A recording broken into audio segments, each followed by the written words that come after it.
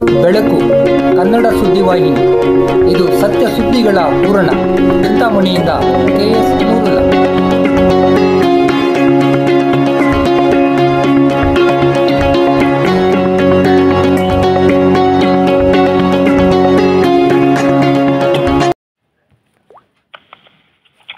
ಗಡಿ ಭಾಗದಲ್ಲೊಂದು ಕಾಲಜ್ಞಾನಿಯ ಮಠ.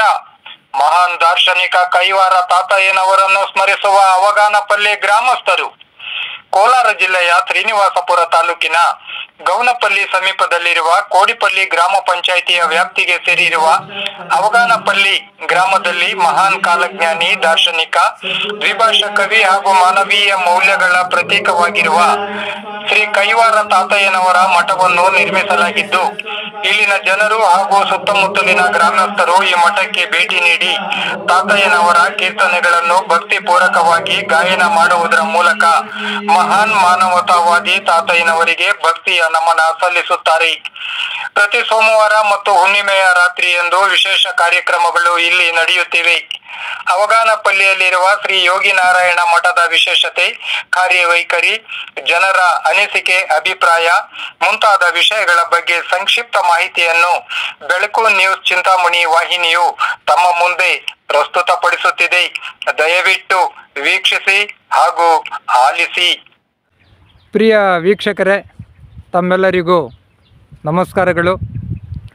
ನಾನು ಕೋಲಾರ ಜಿಲ್ಲೆಯ ಶ್ರೀನಿವಾಸಪುರ ತಾಲೂಕಿನ ಕೋಡಿಪಲ್ಲಿ ಗ್ರಾಮ ಪಂಚಾಯಿತಿಗೆ ಸೇರಿದ ಅವಗಾನಹಳ್ಳಿ ಗ್ರಾಮಕ್ಕೆ ಪ್ರಥಮವಾಗಿ ಭೇಟಿ ನೀಡ್ತಾ ಇದ್ದೇನೆ.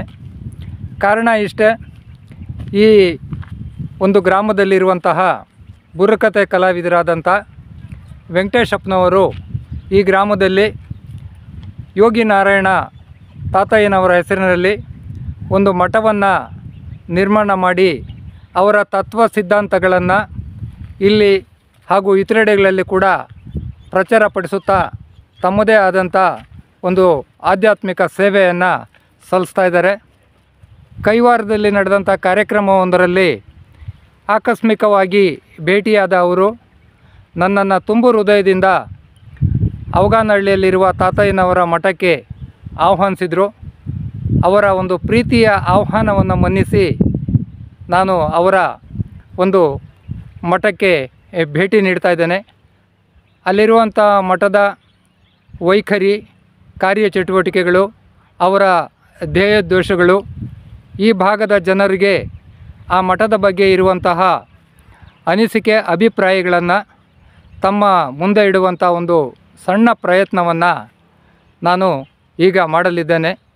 ಆಂಧ್ರದ ಗಡಿಯಂಚಿನಲ್ಲಿ ಸುಂದರ ಪರಿಸರದಲ್ಲಿ ಇರುವಂತಹ ಈ ಗ್ರಾಮದಲ್ಲಿ ಕಾಲಜ್ಞಾನಿ, ದಾರ್ಶನಿಕ ಹಾಗೂ ದ್ವಿಭಾಷಾ ಕವಿ, ಮಹಾಮಾನವತಾವಾದಿಯಾಗಿರುವ ಶ್ರೀ ಶ್ರೀ ಯೋಗಿ ನಾರಾಯಣ ತಾತಯ್ಯನವರ ಒಂದು ಮಠ ನಿರ್ಮಿತವಾಗಿರುವುದು ಸ್ವಾಗತಾರ್ಹವಾಗಿದೆ. ಈಗ ನಾನು ದೇವಸ್ಥಾನಕ್ಕೆ ಭೇಟಿ ನೀಡ್ತಾ ಇದ್ದೇನೆ. ಯೋಗಿ ನಾರಾಯಣ ಮಠದ ಒಳಗಡೆಗೆ ನಾನೀಗ ಪ್ರವೇಶ ಮಾಡ್ತಾ ಇದ್ದೇನೆ. ಪೂಜಾ ಕಾರ್ಯಕ್ರಮಗಳಿಗೆ ಸಿದ್ಧತೆಗಳು ನಡೀತಾ ಇವೆ. ಶ್ರೀ ಯೋಗಿ ನಾರಾಯಣ ಯತೀಂದ್ರರ ಅವರ ಒಂದು ಪ್ರತಿಮೆಗೆ ಇಲ್ಲಿನ ಭಕ್ತಾದಿಗಳು ಪೂಜೆಯನ್ನು ಸಲ್ಲಿಸುವಂತಹ ಕೈಂಕರ್ಯದಲ್ಲಿ ತೊಡಗಿದ್ದಾರೆ. ಗುರು ಸಾಕ್ಷಾತ್ ಪರಬ್ರಹ್ಮ ತಸ್ಮೈ ಶ್ರೀ ಗುರುವೇ ನಮಃ. ಸದ್ಗುರು ತಾತಯ್ಯ గారి పాదమే గతి గోవింద. అమరనారాయణ స్వామి పాదారవిందములు గోవింద. భీమలింగేశ్వర స్వామి పాదమే గతి గోవింద. కోదండ రామ స్వామి పాదమే గతి గోవింద. పటాలమ్మ తల్లి పాదమే గతి గోవింద. నమః పార్వతీపతి.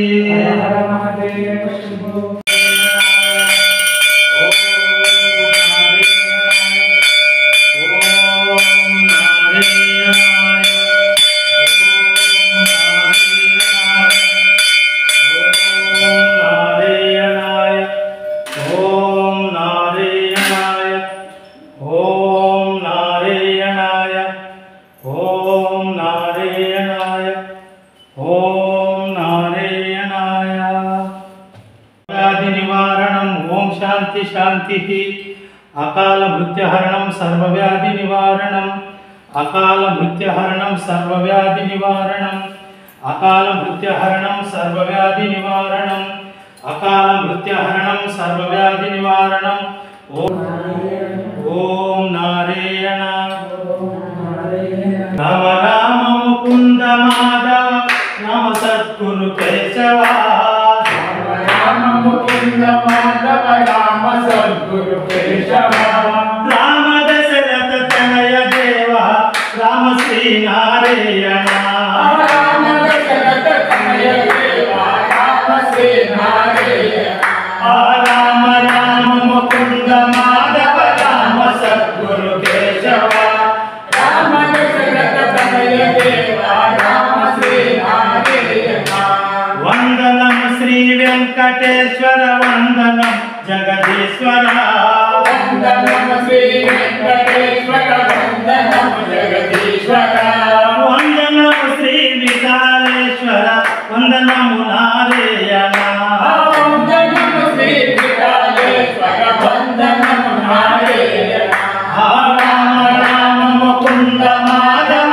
రామ సద్గురు కేశవ రామ దశరథ తనయ దేవ రామ శ్రీ నారాయణ. అన్న నమస్కారము. నమస్కారం. మీ పేరేమన్నా? వెంకటరమణ, ಯಾವ ఊరు? అవగానపల్లి. ఇదే ఊరా? మీ ఊర్లో ఈ యోగి నారాయణ మఠము ఎన్నేళ్ళ నుంచి ఉంది అన్నది? ఒక 10 ఏళ్ళ. 10 ఏళ్ళ ఆయన. అప్పటి నుంచి ఈడ పూజలు ఇంత కార్యక్రమాలంతా జరుగుతూ ఉండేవి. జరుగుతూ ఉన్నాయి. ఈ ಒಂದು పూజా కార్యక్రమాలకి అంతా ఈడ భక్తాదులు వస్తూ ఉంటారా? వస్తారు. చాలా ಯಾವ ದಿನమో మీరు ఈడ ప్రోగ్రాము పూజలు పెట్టుకుంటారు? సోమవారం. ప్రతి సోమవారం పెట్టుకుంటారు. ಯಾವ టైంకి? ఈ సాయంత్రము రైపేట్ అంతా పని పాట అయినప్పటి నుంచి వస్తారు భక్తాదులు, ఎక్కువ మంది వస్తారు. వస్తారు. ఈ మఠం నుంచి మీకేమన్నా సంతోషం అయ్యిందా? ఇటు ఉండేదానికి మీకేమన్నా అనుకూలం అయ్యిందా? మఠం ఉండేది అందరికీ సంతోషమే. సంతోషం ఇంకనే తాతయ్యనవారి గురించి అంతా తెలుసుకొనొచ్చు, వాళ్ళు తాతలు తెలుసుకొని వాళ్ళు చెప్పిండే దారిలోనూ మేము సాగచ్చు, ఏమో జీవితంలో ఒక మంచి పని చేయొచ్చు అని అనే భావనలు మీకు ఇటుకు వచ్చినప్పుడు అనిపిస్తుంది. అనిపిస్తాం. ఇంకో మీరు 10 ఏళ్ళ నుంచి నిరంతరంగా ఇటుకు వస్తూ ఉంటారా? వస్తూ ఉన్నాం. మీరు మాత్రమో మీ కుటుంబ వాళ్ళు ಅಥವಾ ఎవరైనా సంబంధికులు వాళ్ళు వస్తారు? అంతా వస్తాం. తಮ್ಮ ಹೆಸರು? ಚಂದ್ರಶೇಖರ್ ಅಂತ. ತಮ್ಮದು ಯಾವ ಊರು? ನಮ್ದು ಇದೇ ಊರೇ. ಇದೇ ಊರಾ? ಏನು ಕೆಲಸ ಮಾಡ್ತಾ ಇದ್ದೀರಿ? ನಾವು ಆಂಬುಲೆನ್ಸ್ ಇದರಲ್ಲಿ ಕೆಲಸ ಮಾಡ್ತೀವಿ. ಹೌದಾ? ಕೆಲಸ ಮಾಡ್ತೀವಿ. ಆಂಬುಲೆನ್ಸ್ ಡ್ರೈವರ್ ಕೆಲಸ. ಇದೇ ಊರು? ಇದೇ ಊರೇ. ಇಲ್ಲಿನ ಯೋಗಿ ನಾರಾಯಣ ಒಂದೇನೋ ಮಠ ನಿರ್ಮಾಣ ಇದೆ. ಇದಕ್ಕೂ ಕೂಡ ಸೋಮವಾರ ಇಲ್ಲಿ ಪೂಜೆಗಳು ನಡೆಯುತ್ತೆ. ಹಾಂ. ಮತ್ತೆ ಸುತ್ತಮುತ್ತ ಇಲ್ಲಿ ಇರುವ ಹಳ್ಳಿಗಳಲ್ಲಿ ಇರುವ ಭಜನೆ ಭಕ್ತಾದಿಗಳು ಮತ್ತೆ ಇಲ್ಲಿ ಬರ್ತಾರೆ. ಪ್ರತಿ ಸೋಮವಾರ ಬರ್ತಾರೆ. ಹಾಂ, ಪೂಜೆ ಇರ್ತೈತೆ, ಭಜನೆ ಮಾಡ್ತಾರೆ, ಪ್ರಸಾದ ಎಲ್ಲ ಇರುತ್ತೆ. ಭಜನೆ ಅಂದರೆ ರಾತ್ರಿ ಸಮಯದಲ್ಲಿ ಸಾಯಂಕಾಲ ಒಂದು 6 ಗಂಟೆ 7 ಗಂಟೆಗೆ ಸ್ಟಾರ್ಟ್ ಮಾಡ್ತಾರೆ. ನೈಟು ಒಂದು 10-11 ತನಕ ಭಜನೆ ಮಾಡ್ತಾರೆ. ಇರುತ್ತೆ. ಎಲ್ಲ ಅವ್ರನ್ನೇನ ಕರಿಬೇಕಾ? ಅವರೇ ಸ್ವಂತ ಇಚ್ಛೆಯಿಂದ ಅವರೇ ಬರ್ತಾರೆ. ಇಲ್ಲೇನೋ ಪುರುಷರು ಮಹಿಳೆಯರು? ಪ್ರತಿ ಸೋಮವಾರನೂ ಬರ್ತಾರೆ. ಪುರುಷರು ಮಹಿಳೆಯರು ಮಕ್ಕಳು ಈ ವಯಸ್ಸಾದವರು ಎಲ್ಲರೂ ಬರ್ತಾರೆ. ಪೂಜೆ ಇರುತ್ತೆ, ಮಾಡ್ಕೊಂಡು ಹೋಗ್ತಾರೆ. ಭಜನೆ ಅಂದ್ರೆ ನಾರಾಯಣಪ್ಪನವರ ಕೀರ್ತನೆಗಳನ್ನ ಕೀರ್ತನೆಗಳು ಇರುತ್ತೆ, ಹಾಡ್ತಾರೆ. ಈ ಒಂದು ಮಠದ ಬಗ್ಗೆ ತಾವೇನು ಹೇಳಕ್ ಬಯಸ್ತೀರಿ? ತುಂಬಾ ಚೆನ್ನಾಗಿದೆ ಸರ್. ನಮ್ಗೆ ಇಲ್ಲಿ ಪ್ರತಿಯೊಂದು ಜನ ಎಲ್ಲರೂ ಸೇರ್ತಾರೆ. ಇಲ್ಲಿ ಸುತ್ತಮುತ್ತಲ ಹಳ್ಳಿಗಳವರು ಬರ್ತಾರೆ, ಎಲ್ಲರೂ ಬೇರೆ ಜನ ಬರ್ತಾರೆ. ಹೌದಾ? ಎಂದಾದ್ರೂ ಒಂದು ವಿಶೇಷವಾದಂಥ ದಿನಗಳಲ್ಲಿ ಹಬ್ಬ ಹರಿದಿನಗಳ ಸಂದರ್ಭದಲ್ಲಿ ಒಳ್ಳೆ ಪೂಜೆ ಇರ್ತೈತೆ, ಹೆಚ್ಚಿನ ಜನ ಬರ್ತಾರೆ. ಜನ ಜಾಸ್ತಿ ಬರ್ತಾರೆ. ಮತ್ತೆ ವರ್ಷ ಒಂದು ಇದು ಮಾಡ್ತಾರೆ ಇಲ್ಲಿ, ವಾರ್ಷಿಕೋತ್ಸವ ತರ ಅದು ಮಾಡ್ತಾರೆ. ಅವಾಗ ಒಂದು 10,000 5,000 ಜನ ಬರ್ತಾರೆ. ಅಷ್ಟು ಜನ ಬರ್ತಾರೆ. ಅವ್ರಿಗೆಲ್ಲ ಊಟ ವಸತಿ ಎಲ್ರಿಗೂ ಇರುತ್ತೆ ಸರ್ ಇಲ್ಲಿ. ಅದು ಖರ್ಚು ವೆಚ್ಚಗಳು ಏನೋ ದಾನಿಗಳು ಭಕ್ತಾದಿಗಳು ಬರೆಸ್ತಾರೆ. ಭಕ್ತಾದಿಗಳು ಕೊಡ್ತಾರೆ, ದಾನಿಗಳು ಕೊಡ್ತಾರೆ. ಒಟ್ಟಾರೆ ಈ ಮಠದ ಬಗ್ಗೆ ನಿಮ್ಗೊಂದು ಒಳ್ಳೆ ಸ್ವಲ್ಪ ಅನುಕೂಲ ಬೇಕು, ಇನ್ನೂ ಸ್ವಲ್ಪ ಅನುಕೂಲಗಳಾಗಬೇಕು. ದಾರಿ ಸ್ವಲ್ಪ ಬೇಕಾಗುತ್ತೆ. ಅದು ದಾರಿ ಸ್ವಲ್ಪ ಇರೋದ್ರಿಂದ ಆ ದಾರಿಯನ್ನು ಮಾಡಿಕೊಟ್ರೆ ಇನ್ನು ಭಕ್ತಾದಿಗಳು ಬರೋದಕ್ಕೆ ಅನುಕೂಲ ಆಗ್ತದೆ ಅಂತ ತಮ್ಮ ಅಭಿಪ್ರಾಯ. ಧನ್ಯವಾದಗಳು. ತಮ್ಮ ಹೆಸರು? ಸರ್, ತಮ್ಮ ಹೆಸರು ನಾಗರಾಜ್ ಅಂತ ಸರ್. ಏನು ಕೆಲಸ ಮಾಡ್ತೀರಿ ತಾವು? ನಾವು ಹರಿಕತೆ ಬುರುಕತೆಗಳು ಮಾಡ್ತೀವಿ. ಕಲಾವಿದರ ನೀವು? ಹೌದು ಸರ್, ಕಲಾವಿದರು ನಾವು. ಹರಿಕತೆ ಮತ್ತು ಬುರ್ರಕತೆ. ಹರಿಕತೆ ಬುರುಕತೆಗಳು ಮಾಡ್ತೀವಿ. ಅದ್ರ ಜೊತೆಗೆ ಇನ್ನೇನು ಕೆಲಸ ಮಾಡ್ತೀರಿ? ಅದ್ರ ಜೊತೆಗೆ ವ್ಯವಸಾಯ ಮಾಡ್ತೀನಿ ಸರ್. ವ್ಯವಸಾಯ, ರೈತರು ಸರ್. ಇದೇ ಗ್ರಾಮದವರು? ಇದೇ ಗ್ರಾಮದವರು ಸರ್. ಇದೇ ಗ್ರಾಮ. ತಾವು ಈ ಬುರ್ರಕತೆ ಮತ್ತು ಹರಿಕತೆಯಲ್ಲಿ ಎಷ್ಟು ವರ್ಷಗಳಿಂದ ತೊಡಗಿಸ್ಕೊಂಡಿದ್ರಿ? ನಾವು 10 ವರ್ಷದಿಂದ ಅನುಭವ ಸರ್ ನಮಗೆ ಹರಿಕತೆ ಬುರುಕತೆ. ತಾತಯ್ಯನವರ ಜೀವನ ಚರಿತ್ರೆ, ಕಾಲಜ್ಞಾನ, ಕ್ಷೇತ್ರ ಮಹಿಮಾ, ಬುರುಕತೆ ಮಾಡ್ತೀವಿ. ಅಂದ್ರೆ ತಾತಯ್ಯನವರ ಕುರಿತಾಗಿ ಬುರ್ರಕತೆಯ ಮೂಲಕ ನೀವು ಅದನ್ನ ಪ್ರಚುರಪಡಿಸಿ ಜನಸಾಮಾನ್ಯರಿಗೆ ತಿಳುವಳಿಕೆ ಕೊಡ್ತಾ ಇದ್ದೀವಿ. ತಿಳುವಳಿಕೆ ಕೊಡ್ತೀವಿ. ಮತ್ತೆ ಮಹಾಭಾರತ, ರಾಮಾಯಣ, ಹರಿಕತೆನೂ ಮಾಡ್ತೀವಿ. ಮತ್ತೆ ವಾರ ಇಲ್ಲಿ ಭಜನೆ, ನಾವು ಭಜನೆ ಗುರುವು, ಭಜನಾ ಮಂಡಳಿ ಗುರುವು. ಭಜನೆ ಮಂಡಳಿ ಗುರುವು. ಎಲ್ಲರೂ ಭಕ್ತಾದಿಗಳೆಲ್ಲ ಬರ್ತಾರೆ. 8 ಗಂಟೆಗೆ ಸ್ಟಾರ್ಟ್ ಮಾಡಿದ್ರೆ 12 ಗಂಟೆ ತನಕ ಭಜನೆ ಮಾಡ್ತೀವಿ ಪ್ರತಿ ಸೋಮವಾರ. ಇಲ್ಲಿ ಪೂಜೆ ಅದ್ದೂರಿಯಾಗಿ ನಡೀತದೆ. ಸುತ್ತಮುತ್ತಲ ಗ್ರಾಮಸ್ಥರೆಲ್ಲ ಬರ್ತದೆ.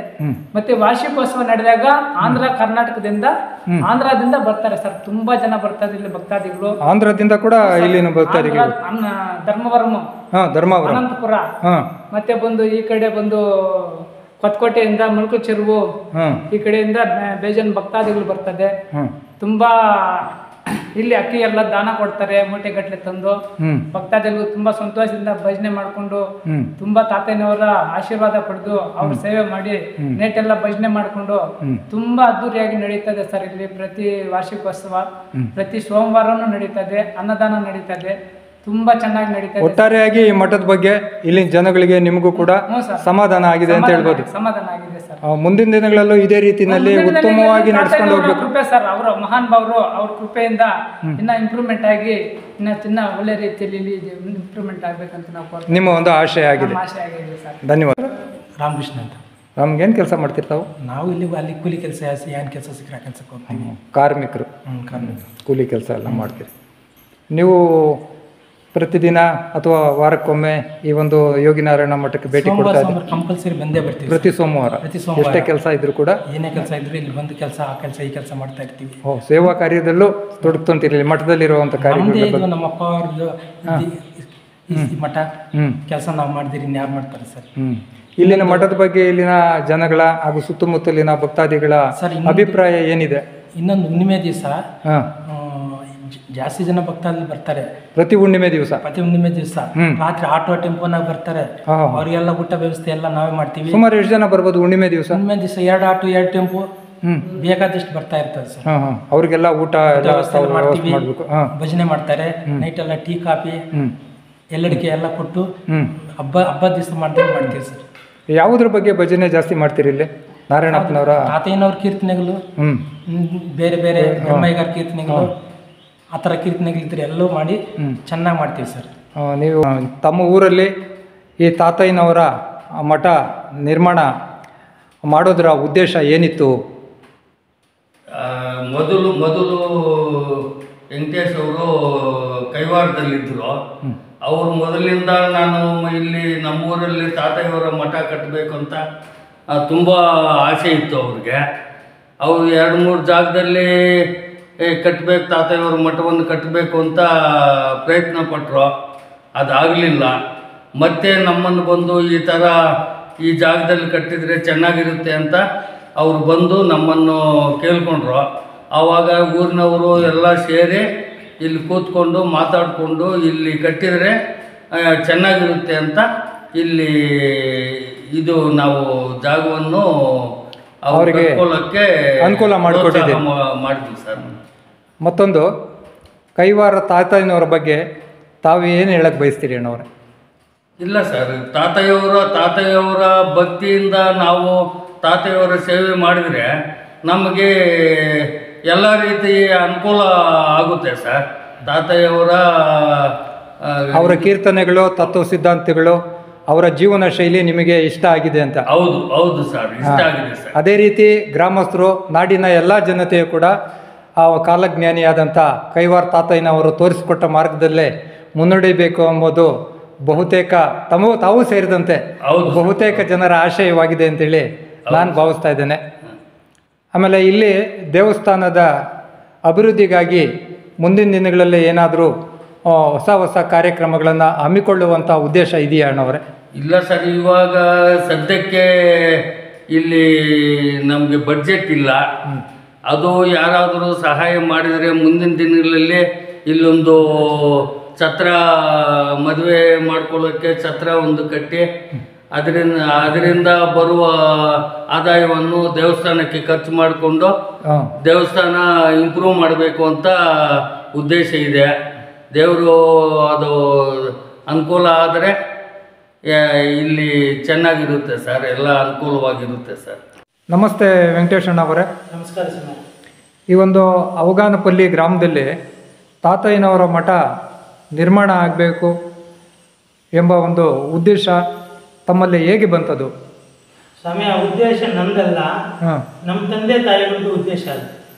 ಲಕ್ಷ್ಮಯ್ಯ ಭಾಗವತರು, ಭಜನೆ ಸುಬ್ಬಮ್ಮ ಅಂತ ನಮ್ಮ ತಂದೆ ತಾಯಿಗಳು ಮಠ ಕಟ್ಟಬೇಕು, ಇಲ್ಲಿ ತಾತಯ್ಯನವ್ರು ನೆಲೆಸಬೇಕು ಅನ್ನೋ ಉದ್ದೇಶ ಅವ್ರದ್ದಿತ್ತು. ಅವರ ಅನಿಸಿಕೆ ಮೇರೆಗೆ ಅವರಿಬ್ಬರು ತೀರ್ಕೊಂಡು ಆದಮೇಲೆ ಗ್ರಾಮಸ್ಥರ ಸಹಾಯದೊಂದಿಗೆ ನಾನು ಮಾಡಿದ್ದೀನಿ ಸರ್. ಅಲ್ಲಿಗೆ ಅವರಿದ್ದಾಗ ಅವರ ಒಂದು ಏನು ಉದ್ದೇಶ ಇತ್ತು ಅದು ಈಡೇರಲಿಲ್ಲ. ಅವರ ತರುವಾಯ ತಾವು ಅವರ ಉದ್ದೇಶವನ್ನು ಈಡೇರಿಸುವಂಥ ಒಂದು ಪ್ರಯತ್ನವನ್ನು ತಾವು ಮಾಡಿದ್ದೀರಿ. ನೀವು ಇಲ್ಲಿ ಮಠವನ್ನು ನಿರ್ಮಾಣ ಮಾಡಬೇಕು ಅಂಥೇಳಿ ನೀವು ಪ್ರಯತ್ನ ಪಟ್ಟಾಗ ಇದಕ್ಕೆ ಗ್ರಾಮಸ್ಥರ ಹಾಗೂ ಭಕ್ತಾದಿಗಳ ಸಹಕಾರ ಆ ಸಂದರ್ಭದಲ್ಲಿ ಸಿಗ್ತಾ ನಿಮಗೆ?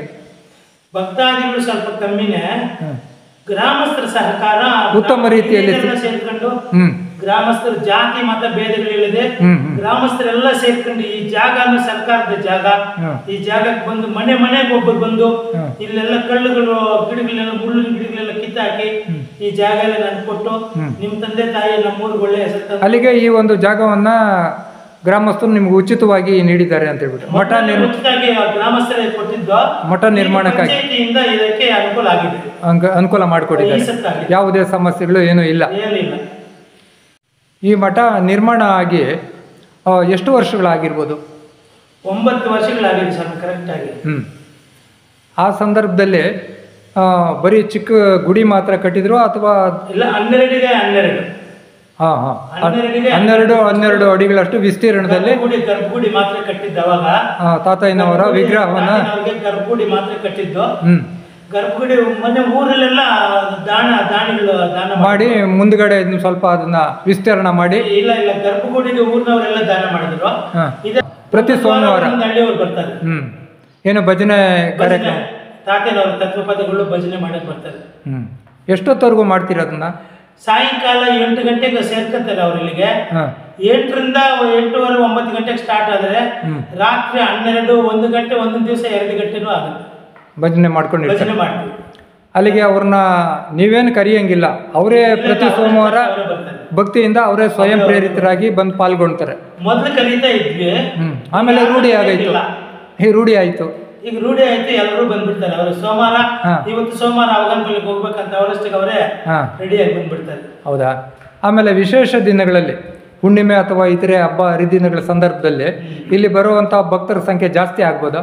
ಭಕ್ತರ ಸಂಖ್ಯೆನೂ ಜಾಸ್ತಿ ಆಗ್ತದೆ. ಅವರು ಬರೀ ಕೈಯಲ್ಲಿ ಬರಲ್ಲ, 1 ಕೆಜಿನೋ 2 ಕೆಜಿನೋ ಅರ್ಧ ಕೆಜಿನೋ ಏನೋ ಅವ್ರ ಕೈಲಾದಷ್ಟು ಅವರೇ ಕಾಳು ಎಲ್ಲ ಅಕ್ಕಿನೋ ಏನೋ ಒಂದು ಮನೆ ಆಹಾರ ಸಾಮಗ್ರಿಗಳು ಬಂದು ಇಲ್ಲಿ ಹಾಕ್ತಾರೆ. ಇಲ್ಲಿ ಹಾಕ್ತಾರೆ, ಒಂದೊಂದ್ ಸರಿ ಒಂದೊಂದು ಹಳ್ಳಿಯವರು ಒಪ್ಕೊಂಡ್ಬಿಡ್ತಾರೆ. ನಾಳೆ ವಾರ ಸೋಮವಾರ ಊಟ ನಮ್ದೇ, ಪೂಜೆ ನಮ್ದೇ ಅಂತ. ನೋಡ, ಫಾರ್ ಎಕ್ಸಾಂಪಲ್ ಇವತ್ತು ನಮ್ ಶಿಷ್ಯ ನಾಗರಾಜಪ್ಪ ಅಂತ, ಇವತ್ತು ಅಭಿಷೇಕದ್ದು ಆಗ್ಲಿ ಹೂ ಆಗ್ಲಿ ನೋಡಿ ಎಷ್ಟು ಚೆನ್ನಾಗಿ ಹೂ ಅಲಂಕಾರ, ಅದೆಲ್ಲ ಹೂವೆಲ್ಲ ನಮ್ಮ ಶಿಷ್ಯ ಇವತ್ತು ಪೂಜೆ ಅವ್ರದ್ದು. ಅಲ್ಲಿಗೆ ದಾನಿಗಳು ಮತ್ತು ಭಕ್ತಾದಿಗಳು ತಮ್ಮ ಸ್ವಂತ ಇಚ್ಛೆಯಿಂದ ಭಕ್ತಿಪೂರ್ವಕವಾಗಿ ಈ ಮಠಕ್ಕೆ ಸಲ್ಲಿಸ್ತಾ ಇದ್ದಾರೆ. ಇದರಿಂದ ತಮಗೆ ಅನ್ನದಾಸೋಹ ಕಾರ್ಯಕ್ರಮ ನಡೆಸೋದು ಕೂಡ ಅನುಕೂಲ ಆಗ್ತದೆ ಅಂತ ಹೇಳ್ಬಿಟ್ಟು. ಈಗ ಇನ್ನೊಂದು ತಮ್ಮಲ್ಲಿ ನಾನು ಕೇಳೋದೇನಂತ ಹೇಳಿದ್ರೆ, ನೀವು ಒಬ್ಬ ಬುರ್ರಕಥೆ ಹರಿಕಥೆ ಕಲಾವಿದರಾಗಿ ಹರಿಕಥೆ ಮಾಡೋದ್ರ ಜೊತೆಗೆ ನೀವು ಆ ತತ್ವಗಳನ್ನು ಕೀರ್ತನೆಗಳನ್ನು ಸುಶ್ರಾವವಾಗಿ ಹಾಡ್ತೀರಿ. ನೀವೇ ತಾತಯ್ಯನವರ ಕುರಿತಾಗಿ ಏನಾದರೂ ಕೀರ್ತನೆಗಳನ್ನು ಬರೆದಿರೋದು ಉಂಟಾ? ಸ್ವಾಮಿ, ಈಗ ಒಂದು 30 ಕೀರ್ತನೆಗಳನ್ನು ಬರೆದಿದ್ದೀನಿ. ತಾವು ಸ್ವಂತವಾಗಿ ಒಂದು 30 ಕೀರ್ತನೆಗಳ ರಚನೆ ಮಾಡಿದ್ದೀನಿ. ಯಾವ ಭಾಷೆಯಲ್ಲಿ ಬರೆದಿದ್ದೀರಿ ನೀವು? ತೆಲುಗಿನಲ್ಲೂ ಇದೆ. ಕನ್ನಡದಲ್ಲಿ ಎಷ್ಟು ಬರೆದಿರ್ಬೋದು? ಕನ್ನಡದಲ್ಲೇ ಒಂದು 15 ಇದೆ, ತೆಲುಗಿನಲ್ಲಿ ಒಂದು 15 ಇದೆ. ಹಾಂ, ಯಾಕಂದ್ರೆ ಈ ಕೋಲಾರ ಜಿಲ್ಲೆಯಲ್ಲಿ ತಮಗೆಲ್ಲ ತೆಲುಗು ಆಂಧ್ರ ಗಡಿ ಅಂಚಿನಲ್ಲಿರೋದ್ರಿಂದ ತೆಲುಗು ಪ್ರಭಾವ ಇದೆ. ಜೊತೆಗೆ ಕೈವಾರ ತಾತಯ್ಯನವರು ದ್ವಿಭಾಷಾ ಕವಿ, ಕನ್ನಡ ಮತ್ತು ತೆಲುಗು ಜಾಸ್ತಿ ಅವರು ಕೀರ್ತನೆಗಳನ್ನ ರಚನೆ ಮಾಡಿದ್ದಾರೆ. ಈ ಭಾಗದಲ್ಲಿ ತೆಲುಗಿನಲ್ಲಿ ರಚನೆ ಜಾಸ್ತಿ ಇರೋದು, ಆದ್ರಿಂದ ನಾನು ತೆಲುಗಲ್ಲೂ ಬರ್ದಿದ್ದೀನಿ, ಕನ್ನಡದಲ್ಲೂ ರಚನೆ ಆಗಿದೆ. ಅಲ್ಲಿಗೂ ನೀವು ಕೂಡ ಒಬ್ಬ ದ್ವಿಭಾಷಾ ಬರಹಗಾರರಾಗಿ ರೂಪುಗೊಳ್ತಾ ಇದ್ದೀರಿ. ತಾತ ನಮ್ಮ ಗುರುಗಳ ಆಶೀರ್ವಾದ. ತಾವು ಈಗಾಗಲೇ ನಾನು ತಾತಯ್ಯನವ್ರ ಬಗ್ಗೆ ಬರೆದಿರುವಂತಹ ಒಂದು ಕೀರ್ತನೆಯನ್ನು ಪ್ರಸ್ತುತಪಡಿಸ್ತೀರಾ? ಹಾಗೂ ಸರ್, ಕೈವಾರ ತಾತಯ್ಯನವರ ತತ್ವಗಳನ್ನು ಹಾಡ್ತಾ ಆ ವಿಚಾರ ಹರಿದು ಅದರಲ್ಲಿರ್ತಕ್ಕಂಥ ನನ್ನ ಕೈಲಾದಷ್ಟು ನಾನು ಒಂದು ಕೀರ್ತನೆಯನ್ನು ರಚನೆ ಮಾಡಿದ್ದೀನಿ. ಸ್ವಂತವಾಗಿ ನಾನು ರಚನೆ ಮಾಡಿರ್ತಕ್ಕಂಥ ಕೀರ್ತನೆಗಳನ್ನು ನಾನು ಮತ್ತು ನಮ್ಮ ಶಿಷ್ಯರು ಆಡ್ತಾ ಇದ್ದೀವಿ ಸ್ವಾಮಿ. ಮನೆ ಮನೆ ಅಂತೀಯ ಮಮಕಾರದಿ ಸಾಹಿತೀಯ, ಮನೆ ಮನೆ ಅಂತೀಯ ಮಮಕಾರದ ಸಾಹಿತೀಯ, ನನ್ನ ಮನೆ ಎಲ್ಲಯ್ಯ ಭೋಗಿ, ನಿನ್ನ ಮನೆ ಎಲ್ಲಯ್ಯ ಭೋಗಿ, ಊರಿನಿಂದ ಆಚೆ ಸ್ಮಶಾನದ ಒಳಗೆ ಆರು ಮುರಿರುವುದು ಭೋಗಿ, ಬರುವಾಗ ಬರಿ ಮೈ, ಹೋಗುವಾಗ ಬರಿ ಕೈ, ಇದನ್ನರಿತು ನೀ ನಡೆಯೋ ಭೋಗಿ, ಸಂತೆಯಂತೆ ಸಂಸಾರ ಸರ್ವವು ನಾಶವೋ, ಗುರು ಸೇವೆ ಬಿಡಬೇಡ ಭೋಗಿ, ಮಡದಿ ಮಕ್ಕಳಗಾಗಿ ಮರ್ಯಾದೆ ಹೋದರೋ ಭೂಮಿ ಅಂತೀಯ ಭೋಗಿ, ಯಮಪಾಶ ಬಂದಾಗ ಇವರಾರು ಇರರಲ್ಲಿ ಜನರತು ನೀ ನಡೆಯೋ ಭೋಗಿ. ತಾವು ಬರೆದಿರುವಂತಹ ತೆಲುಗು ಭಾಷೆಯಲ್ಲಿ ಬರೆದಿರುವಂತಹ ಒಂದು ಕೀರ್ತನೆಯನ್ನು ಕೂಡ ಪ್ರಸ್ತುತಪಡಿಸ್ಬೇಕಂತೇಳಿ ತಮ್ಮಲ್ಲಿ ಕೋರ್ತಾ ಇದ್ದೇನೆ. ಆಗುವ ಸಮಯ. ನಾಯನ ನಾರಾಯಣ ನನ್ನು ಬ್ರೋವರ ದೇವರ, ನಾಯನ ನಾರಾಯಣ ನನ್ನ ಬ್ರೋವರ ದೇವರ, ಯೋಗಿ ದೇವರ ಯಾಲರ ಇಂಥ ಶಿಕ್ಷಾ ಏಮಿರಾ, ಯೋಗಿ ದೇವರ ಯಾಲರ ಇಂಥ ಶಿಕ್ಷಾ ಏಮಿರಾ, ಆ ನಾಯನ ನಾರಾಯಣ ನನ್ನು ಬ್ರೋವರ ದೇವರ, ನಾಯನ ನಾರಾಯಣ ನನ್ನು ಬ್ರೋವರ ದೇವರ, ಯೋಗಿ ದೇವರ ಯಾಲರ ಇಂಥ ಶಿಕ್ಷಾ ಏಮಿರಾ, ಯೋಗಿ ದೇವರ ಯಾಲರ ಇಂಥ ಶಿಕ್ಷಾ ಏಮಿರಾ, నల్ల గుట్టలోన భజనకు 4 దిక్కులు రప్పించరా, నల్ల గుట్టలోన భజనకు 4 దిక్కులు రప్పించరా, నయమైన నీ మంత్రము నలుగురికి చెప్పరా, నయమైన నీ మంత్రము నలుగురికి చెప్పరా. ವೆಂಕಟೇಶಣ್ಣ ಅವರೇ, ನಾವು ತೆಲುಗು ಭಾಷೆಯಲ್ಲೂ ಕೂಡ ಸುಮಧುರವಾಗಿ ಹಾಡಿದ್ದೀರಿ. ಈಗ ನೀವು ರಚನೆ ಮಾಡಿರುವಂತಹ ಕೀರ್ತನೆಗಳನ್ನು ಈಗಾಗಲೇ ಎಲ್ಲಾದರೂ ಇದನ್ನು ಪ್ರಸ್ತುತಪಡಿಸಿದ್ದೀರಾ? ಇಲ್ಲ, ರಚನೆ ಮಾಡಿ ಇಲ್ಲಿ ಬರ್ತಕ್ಕಂಥ ಭಕ್ತಾದಿಗಳಿಗೆ ಹೇಳ್ಕೊಡ್ತಾ ಇದ್ದೀನಿ ನಾನು ಅದನ್ನು. ಅಲ್ಲೇ ಬರೀ ನಿಮ್ಮ ಈ ಮಠದಲ್ಲಿ ಮಾತ್ರ ಪ್ರಚಾರ ಆಗ್ತಾ ಇದೆ, ಬೇರೆ ಕಡೆ ಇನ್ನೂ ಮಾಡಿಲ್ಲ. ಬೇರೆ ಕಡೆ ಪ್ರಚಾರ ಆಗಲಿಲ್ಲ. ಇನ್ನು ಮುಂದಕ್ಕೆ ಒಂದು ಪುಸ್ತಕ ಮಾಡ್ಬೇಕಂತ, ಅಲ್ಲಿಗೆ ಪುಸ್ತಕ ಮಾಡುವಂತ ಶಕ್ತಿ ಇನ್ನು ತಾತಯ್ಯನವ್ರು ಕೊಟ್ಟಿಲ್ಲ. ಯಾರು ಪುಣ್ಯಾತ್ಮ ತಾತಯ್ಯನವರು ಕೊಡ್ತಾರೆ ಅನ್ನೋ ವಿಶ್ವಾಸ ನಿಮಗಿದೆ? ನಂಬಿಕೆ ಇದೆ ನನಗೆ. ಈಗ ನೀವೊಂದು ಪುಸ್ತಕನ ಮಾಡ್ತಾ ಇದ್ದೀರಲ್ಲ, ಕನ್ನಡ ಮತ್ತು ತೆಲುಗು ಭಾಷೆಗಳಲ್ಲಿ 2 ಭಾಷೆಯಲ್ಲಿ ನೀವು ಕೀರ್ತನೆಗಳನ್ನು ರಚನೆ ಮಾಡಿದ್ದೀರಾ. ಇವಾಗ ಯಾವ ಭಾಷೆಯಲ್ಲಿರೋದನ್ನು ನೀವು ಮೊದಲು ಪುಸ್ತಕದ ರೂಪದಲ್ಲಿ ತರೋದಕ್ಕೆ ಬಯಸ್ತಾ ಇದ್ದೀರಾ?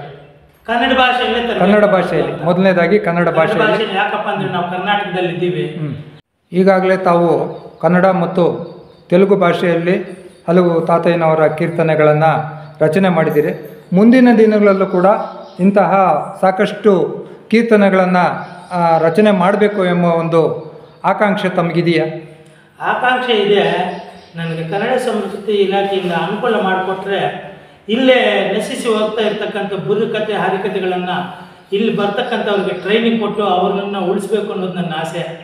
ಅದಕ್ಕೆ ನನಗೆ ಸರ್ಕಾರದಿಂದ ಅಥವಾ ಸಂಸ್ಕೃತಿ ಇಲಾಖೆಯಿಂದ ಸಹಕಾರ ಮಾಡಬೇಕು ಅಂತ ತಮ್ಮ ಕಡೆಯಿಂದ ಬೇಡ್ಕೊತಾ ಇದ್ದೀನಿ ಸರ್. ನಾನು ಹೇಳಿದ ಸಣ್ಣ ಒಂದು ಮನವಿಗೆ ಕೈವಾರದಲ್ಲಿ ತಾವು ಕಾರ್ಯಕ್ರಮಕ್ಕೆ ಬಂದಿದ್ರಿ, ನಾನು ಅಲ್ಲೇ ಇದ್ದೆ, ದಯವಿಟ್ಟು ಬರಬೇಕಂತ ಸಣ್ಣ ಮನವಿ ಕೊಟ್ಟೆ.